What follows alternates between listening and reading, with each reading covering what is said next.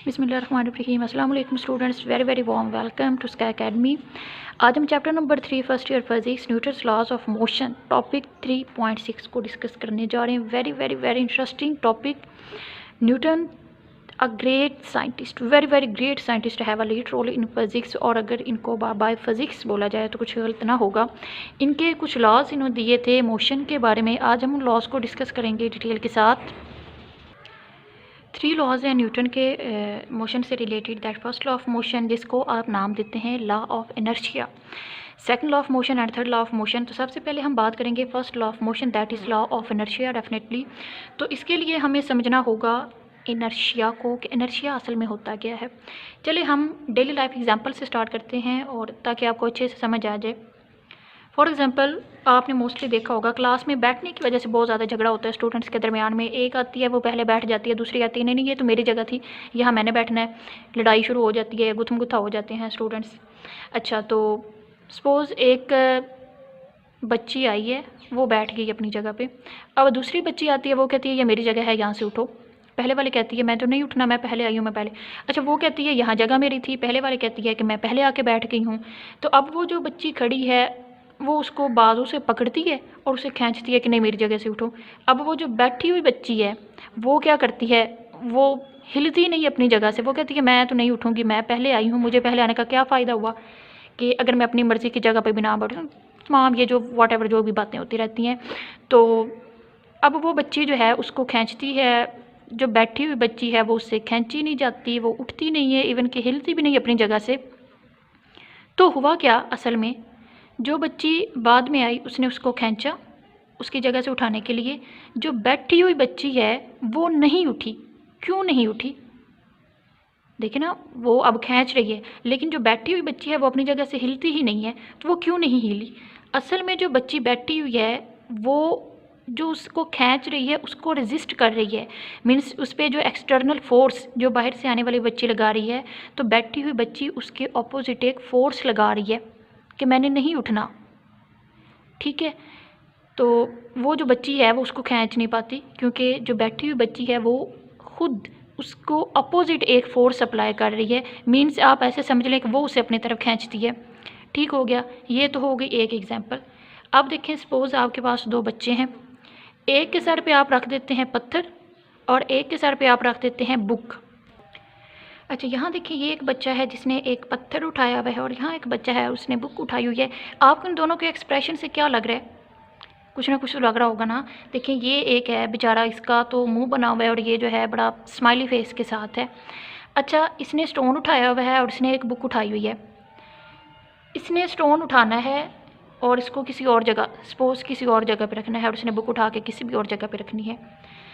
अब स्टोन जो है, इसके एक्सप्रेशन जो हैं वो स्टोन को उठा के ऐसे क्यों हो गए, और इसके जो एक्सप्रेशन है वो इस बुक पे ऐसे क्यों है? इसका आंसर ये है कि इसने जो स्टोन उठाया हुआ है, स्टोन अपने वेट के इक्वल, अपने वेट के इक्वल इस पे फोर्स लगा रहा है, और जो बुक है ये इस पे अपने वेट के इक्वल एक फ़ोर्स लगा रही है। अब स्टोन हैवी है, मीन्स इसका मैस ज़्यादा है, तो इस पे जो फोर्स लग रही है वो ज़्यादा है, और बुक लाइट बॉडी है, ये जो इस पे मैस लगा रही है वो कम है। ठीक है, तो अब इसमें देखें, हैवी मैस है तो मुश्किल हो गया उसको उठाना, लाइट बॉडी है तो इजीली उसने उठा ली बुक को। इसको स्टोन उठा के आगे जाने में मसला हो रहा है, क्योंकि स्टोन एक very very very heavy body है। इसको ये बुक उठा के आगे जाने में कोई परेशानी नहीं है, वो इजीली मूव कर सकते हैं, क्योंकि बुक जो है एक लाइट बॉडी है, तो ये जो इसका मैस है ये इसको इजीली उठा लेगा। अब स्टोन इस पे अपने वेट के इक्वल जो फोर्स लगा रहा है वो इतनी ज़्यादा है कि ये इसको उठा के मूव ही नहीं कर पा रहा। मीन स्टोन ने अपने वज़न के बराबर इस पे एक फ़ोर्स लगाई, जो फोर्स रेजिस्ट कर रही है कि वो स्टोन की पोजीशन चेंज ना करे। इस बॉय को ये स्टोन जो है वो रेजिस्ट कर रहा है, रोक रहा है कि वो इसको उठा के अपनी जगह से ना छेड़े। अब ये जो है बुक इस पे फोर्स लगा रही है, लेकिन अकॉर्डिंग टू लाइट मैस वो फोर्स कम है, और ये जो है पर्सन वो इजीली इसको उठा के दूसरी जगह पे रख रहा है। रजिस्ट कर रही है ये बुक भी, लेकिन इसका मैस कम है, तो इसलिए ये इजीली इसको उठा के एक से दूसरी जगह रख सकता है। कंक्लूजन क्या निकला कि हर एक चीज़ अपने मैस के इक्वल दूसरी बॉडी पे या एक्सटर्नल फोर्स जो उस पर लग रही होती है, जैसे ये यहाँ इस पर एक्सटर्नल फोर्स लगा के इसको डिस्प्लेस करेगा, तो जिन चीज़ों को ये उठा रहा है हर वो चीज़ अपने मैस के इक्वल एक ऑपोजिट फोर्स लगाती है उस चीज़ पे कि उसकी पोजीशन को चेंज ना किया जाए। तो ये जो ऑपोजिट फोर्स हर एक चीज़ लगाती है, जैसे एक प्रीवियस एग्जांपल में आपने देखा जो बैठी हुई बच्ची थी वो हिली नहीं अपनी जगह से, क्यों? क्योंकि वो अपने मैस के इक्वल एक ऑपोजिट फोर्स लगा रही थी जो बच्ची खड़ी थी उस पर कि उसको अपनी पोजीशन से ना छेड़ा जाए। तो ये जो ऑपोजिट फोर्स होती है जो रजिस्ट करती है कि उसकी पोजीशन को अगर वो मूव कर रहा है रुका ना जाए, अगर वो बैठा हुआ है रेस्ट पे है तो उसको हिलाया ना जाए, ये असल में जो अपोजिट फोर्स होती है इसको हम नाम देते हैं इनर्शिया का। तो यहाँ देखें हैवी मैथ था तो मुश्किल हो गया, लाइट मैथ के लिए ये इजी था। मींस इनर्शिया जो है उतना ज़्यादा होगा जितना मैथ होगा। मींस मैथ और इनर्शिया डायरेक्टली प्रोपोर्शनल है। अगर किसी बॉडी का मैथ ज़्यादा है मींस उसमें इनर्शिया की जो फोर्स है वो ज़्यादा होगी, और अगर किसी बॉडी का मैथ कम है तो उसमें जो फोर्स होगी वो उसमें जो इनर्शिया होगा वो कम है, क्योंकि बुक जो है एक लाइट बॉडी है। Let's see another example. Suppose आप एक गाड़ी में बैठे हैं, गाड़ी अभी रेस्ट पे है, मूव नहीं कर रही, मीन्स कोई अभी उसने डिस्प्लेसमेंट या वेलोसिटी कवर नहीं की। अच्छा, आप बैठे हैं अपनी सीट पे, आपके जो पाँव हैं वो गाड़ी के फ्लोर के साथ इन टच हैं, ठीक है, मीन्स पाँव टच हैं। जो आपका ऊपर वाला है एब्डोमेन है, ऊपर वाला जो हिस्सा है बॉडी का वो टच नहीं है, ठीक है। अब जैसे ही गाड़ी चलती है, आप नोट किया होगा, डेफिनेटली नोट किया होगा क्योंकि ये सबके साथ ही होता है ऐसे। तो जब गाड़ी चलेगी, जब गाड़ी मूव करे, सडनली आपका जो अपर पार्ट ऑफ बॉडी है वो पीछे की तरफ झटका खाता है। होता है ऐसे कि नहीं होता? डेफिनेटली होता है, क्योंकि पाँव तो आपके गाड़ी के फ्लोर के साथ इन टच हैं, तो वो तो ज़ाहिर बात है जब गाड़ी आगे मूव करेगी आपके पाँव से तरह आगे मूव किए, लेकिन जो आपका ऊपर वाला हिस्सा है वो आगे मूव पीछे की तरफ झटका खाता है। पीछे की तरफ झटका क्यों खाता है? क्योंकि अभी आपका माइंड सेट नहीं था, ठीक है। अभी आपके माइंड में ऐसे वो आगे जाने वाली बात ही नहीं थी, आप रेस्ट पे बैठे हैं आराम से, आपके माइंड में वो था ही नहीं कि अभी गाड़ी चलनी है। सडनली गाड़ी चलती है और आप जो है ऊपर वाला जो आपका पोर्शन है बॉडी का वो पीछे की तरफ झटका खाता है। असल में वो रजिस्ट कर रहा होता है जब गाड़ी आगे गई, वो अपनी ही जगह पे रहना चाहता है। तो जब वो अपनी जगह पे रहेगा, गाड़ी आगे जाएगी तो डेफिनेटली वो आगे जाएगा और उसका जो ऊपर वाला पोर्शन है बॉडी का वो पीछे रह जाएगा। तो इसलिए हमें पीछे की तरफ जो है वो एक झटका लगता है। अब गाड़ी चल रही है, आप जो पूरी आपकी बॉडी है वो उस मोशन में आ गई है, आपका टेम्पो बन गया है कि गाड़ी चल रही है। अचानक गाड़ी के सामने कोई चीज़ आ जाती है तो गाड़ी सडनली अचानक से ब्रेक अप्लाई किया जाता है, गाड़ी रुक जाती है। अब होता क्या है कि आपका जो वो माइंड पोर्शन है या ऊपर वाला सारा जो हिस्सा है बॉडी का वो उस टेम्पो में था कि गाड़ी चल रही है, मीन्स वो आगे आगे मूव कर रहा था। लेकिन जैसे ही गाड़ी ने स्टॉप किया, आपका जो बॉडी है वो आगे की तरफ जाना चाहेगा, क्योंकि अभी उसके माइंड ने ये एक्सेप्ट नहीं किया था कि फ़ौरन गाड़ी रुकेगी तो उसने रेस्ट पे आ जाना है। तो आपका जो अपर पोर्शन ऑफ बॉडी है वो आगे की तरफ ही मूव कर रहा होता है, लेकिन गाड़ी रुक जाती है तो तब जो आपको झटका लगेगा वो आगे की तरफ होता है। तो ये तमाम जो चीज़ें हैं जो एक एक्सटर्नल फोर्स को रजिस्ट करती हैं कि उनकी पोजीशन को चेंज ना किया जाए, ये असल में होता है इनर्शिया। तो Newton first law of motion भी यही है कि अगर एक चीज़ रेस्ट में है तो वो रेस्ट में ही रहेगी जब तक आप उस पर कोई एक्सटर्नल फोर्स अप्लाई नहीं करते, और अगर एक बॉडी मूव कर रही है तो वो मूव ही करती रहेगी जब तक आप उस पर कोई फोर्स अप्लाई करके उसको रोक नहीं देते। रेस्ट में है तो वो मोशन को रजिस्ट करेगी, और अगर मोशन में है तो वो रेस्ट को में आने पे रजिस्ट करेगी। तो ये जो रजिस्टिंग फोर्स है, जो अपोजिंग फोर्स है, ये इनर्शिया है, और असल में यही आपके पास फर्स्ट लॉ ऑफ मोशन है। तो ये था हमारे पास Newton first law of motion, that a body at rest will remain at rest and a body moving with uniform velocity will continue to do so unless an unbalanced external force acts on it. जब तक किसी move करती हुई body पे आप breaking force apply नहीं करते वो रेस्ट में नहीं आएगी। और अगर आपके पास एक टेबल पे बुक पड़ी हुई है तो जब तक आप उस पर एक एक्सटर्नल फोर्स लगा के उस बुक को उठाएं कि नहीं, वो बुक अपनी जगह से नहीं हिलेगी। तो किसी भी चीज़ को अपनी जगह से डिस्प्लेस करने के लिए या अगर वो मूव कर रही है तो उसको रेस्ट में लाने के लिए आपको एक एक्सटर्नल फोर्स अप्लाई करनी पड़ती है। ये आपके पास है Newton first law of motion. अच्छा, यहाँ एक आप ड्रॉबैक तो खैर नहीं कह सकते, क्योंकि न्यूटन ने खुद ही यहाँ एक चीज़ की कमी रह गई थी और उसने वो खुद ही सेकंड लॉ ऑफ मोशन में बता दी। कमी क्या रही थी Newton first law of motion में, वो ये कि अब उसने ये तो बता दिया कि एक चीज़ रेस्ट पे है तो उस पर आप फोर्स लगा के उसको मूवमेंट करवा सकते हैं, या अगर मूव कर रही है तो आप उस पर फोर्स लगा के रेस्ट में ला सकते हैं। लेकिन अब ये नहीं बताया था कि फोर्स लगानी कितनी है। जैसे यहाँ है स्टोन एक हैवी बॉडी है, तो क्या इसको उठाने के लिए और एक बुक को उठाने के लिए जो फोर्स लगानी पड़ी है वो इक्वल है? नो, नॉट एट ऑल, ये फोर्स इक्वल नहीं है। तो ये जो है हमारे पास कि कितनी फोर्स लगानी चाहिए किसी बॉडी को रोकने के लिए या मूव करवाने के लिए, अगर वो हैवी बॉडी है या लाइट बॉडी है, तो ये जो हमारे पास क्वांटिटी जो है हमें बताया गया Newton second law of motion कि हमने अगर फोर्स लगानी है तो लगानी कितनी है। जी, तो स्टूडेंट्स, हमने Newton first law of motion के बारे में पढ़ा कि अगर एक बॉडी रेस्ट में है तो वो रेस्ट में रहेगी, अगर मूव कर रही है किसी स्पीड के साथ तो वो मूव ही करती रहेगी जब तक आप उस पर कोई एक्सटर्नल फोर्स अप्लाई नहीं करते। लेकिन यहाँ Newton first law of motion में एक चीज़ जो है वो आपने क्लियर नहीं की कि अगर आपने किसी बॉडी पे फोर्स लगानी है तो वो फोर्स लगानी कितनी है। फॉर एग्जांपल, अगर 10 kg वेट को उठाना है तो क्या उसके लिए लगाई जाने वाली फोर्स जो है वो 4 kg वेट को उठाने के लिए जो आप फोर्स लगाएंगे उसके इक्वल होगी या नहीं। डेफिनेटली अगर आपने एक 10 kg का वेट उठाना है तो उसके लिए आपको ज़्यादा फोर्स अप्लाई करनी पड़ेगी as compare to 4 kg weight. तो Newton second law of motion को समझने के लिए हमें टर्म मोमेंटम के बारे में थोड़ा बहुत आइडिया लेना होगा। फॉर एग्जांपल, आपके पास एक गाड़ी है, मूव कर रही है। देखें, अगर गाड़ी मूव करेगी डेफिनेटली उसकी वेलोसिटी होगी, लेकिन अगर गाड़ी मूव कर रही है तो उसका मास भी साथ मूव करता है। अब ये तो नहीं होगा अगर फॉर एग्जांपल आप भी मूव करते हैं तो आपका कोई जो इमेज है वो आगे मूव करने लग गया है, लेकिन बेसिकली आप जो है वो अपनी जगह पर ही हैं। तो ऐसे नहीं होता। अगर आप कोई ना कोई वेलोसिटी कवर करें, मीन्स आपका जो पूरा मास है, या अगर कोई और बॉडी लें तो वो जब कोई डिस्प्लेसमेंट कवर करती है उसकी वेलोसिटी तो डेफिनेटली होगी, लेकिन उसका मास भी साथ मूव करता है। कोई भी चीज़ जो मूव कर रही होगी उसका मास भी साथ मूव करेगा। तो मास और वेलोसिटी का जो प्रोडक्ट है उसको हम नाम देते हैं मोमेंटम का। तो मोमेंटम का यूनिट हम लेते हैं P = mv। एक वेक्टर क्वांटिटी है और इसका यूनिट है किलोग्राम मीटर पर सेकंड, मास का यूनिट किलोग्राम, वेलोसिटी मीटर पर सेकंड। तो मोमेंटम के बारे में जानना बहुत ज़रूरी है। लेट्स सी एन एग्जांपल कि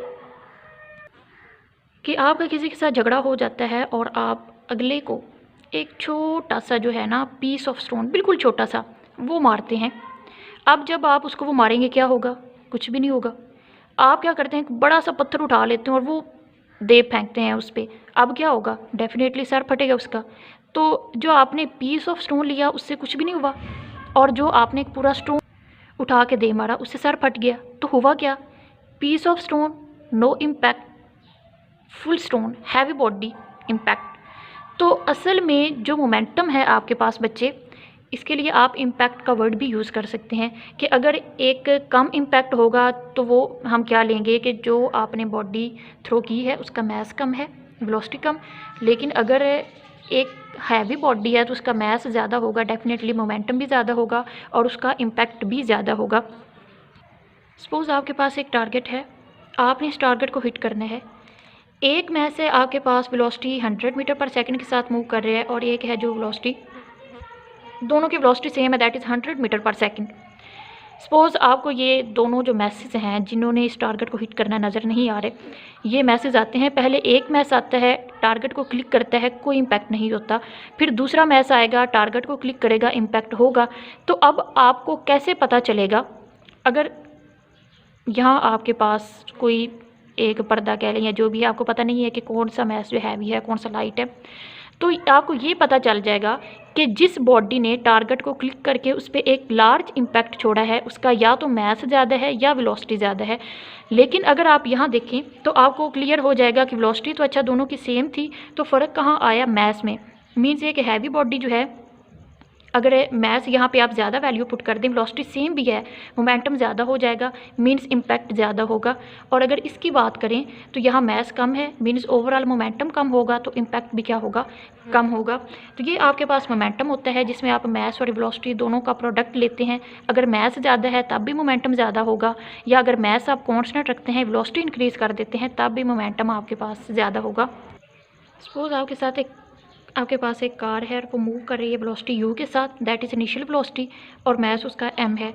मैस और वेलोसिटी का प्रोडक्ट, इनिशियली अभी उसने अपनी मूवमेंट जो है स्टार्ट की, तो मोमेंटम क्या होगा, इनिशियल मोमेंटम होगा।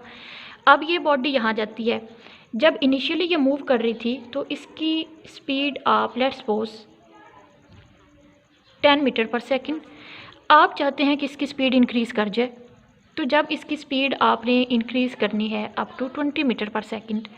अब देखें ये फाइनल इसकी स्पीड हो गई, तो ये इसका मोमेंटम कौन सा है, फाइनल मोमेंटम। अब देखें 10 मीटर पर सेकंड से 20 मीटर पर सेकंड का मोमेंटम आपने चेंज किया, तो क्या ऐसे ही चेंज हो गया, आपने कुछ भी नहीं किया, कोई इस पर वर्क नहीं किया, कोई एक्शन नहीं किया, तो क्या आपने इनिशियल टू फाइनल मोमेंटम कैसे चेंज किया। डेफिनेटली आपको 10 मीटर पर सेकंड टू 20 मीटर पर सेकंड की वेलोसिटी चेंज करने के लिए या initial to final momentum change करने के लिए इस जर्नी के दौरान एक फोर्स अप्लाई करनी होगी। ठीक हो गया, आपने फोर्स अप्लाई की, मोमेंटम चेंज। यहाँ मैंने एक बहुत बड़ी लाइन बोल दी है अगर आप समझें तो, कि फोर्स आपने अप्लाई की, मोमेंटम चेंज हो गया।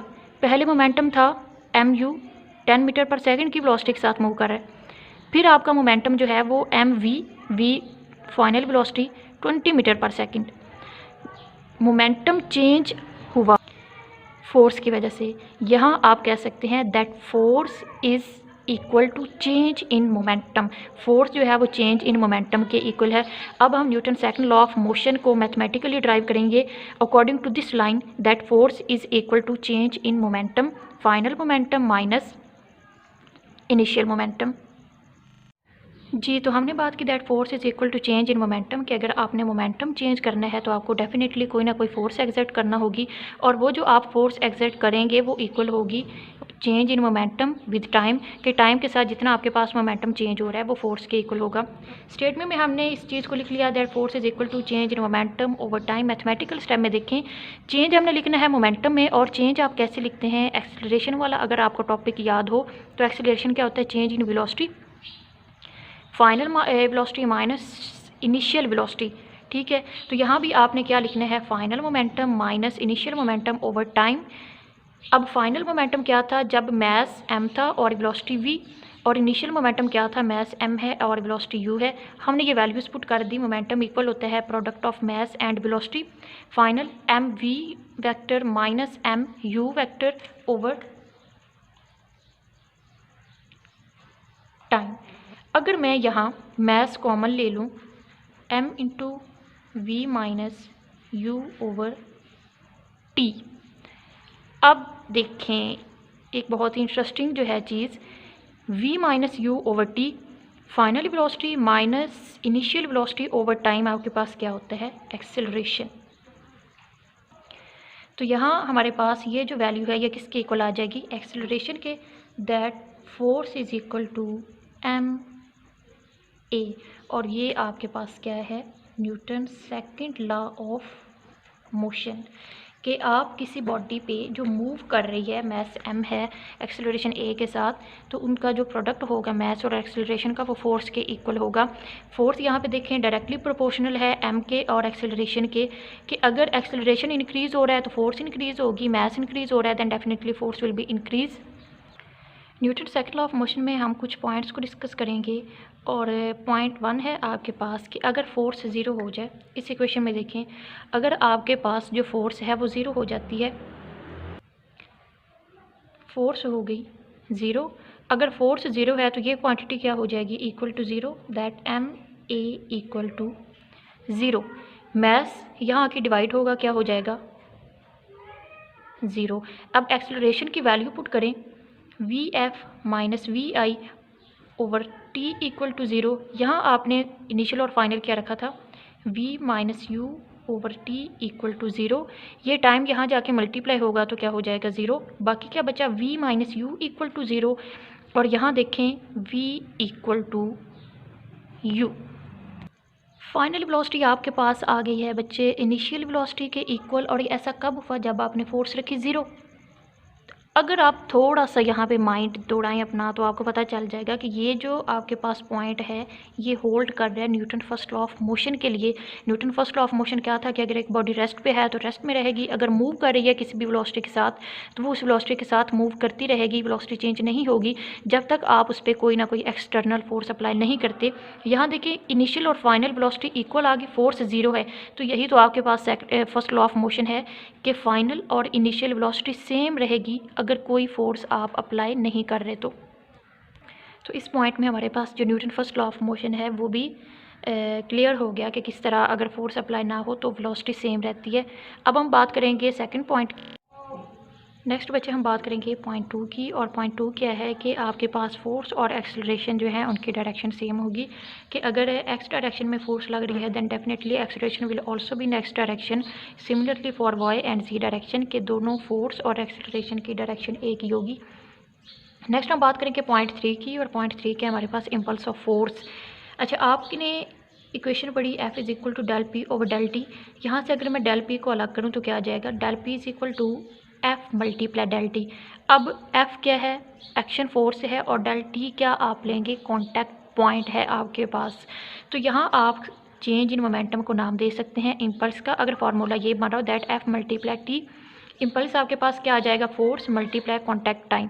कॉन्टैक्ट टाइम क्या है, फॉर एग्जांपल आपके पास एक बॉल है, आप उसको दीवार पे मारते हैं, जब वो बॉल दीवार पे एक्शन करेगी तो ज़ाहिरी बात है बॉल जो है उस बॉल पे रिएक्शन करेगी और उसको दोबारा पीछे की तरफ बाउंस बैक कर देगी।